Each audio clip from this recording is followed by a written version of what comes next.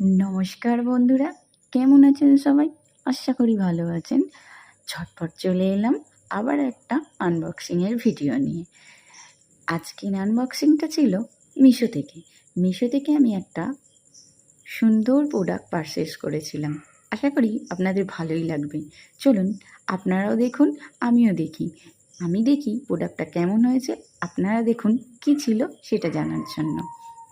Unboxing করছিলাম আর ভাবছিলাম জিনিসটা পুরোপুরি পারফেক্ট আসবে কি না, কারণ এই যেই জিনিসটা নিয়েছি তার কালারটা আর তার স্টোনগুলো একদম পারফেক্ট আসা চাই, নাহলে দেখতে ভালো লাগবে না।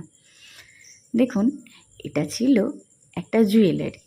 তো জুয়েলারিটা আমি যেই শাড়িটা অর্ডার দিয়েছিলাম তার সাথে ম্যাচিংয়ে পরার জন্য বেশ ভালোই লাগছিল। যখন খুললাম দেখলাম কালারটা যেই রকম ভেবেছিলাম ঠিক সেই রকম না, একটু ফ্যাকাশে ছিল। আর পরলে হয়তো ভালোই লাগবে, বাট দেখতে অতটা আমার ভালো লাগছিল না।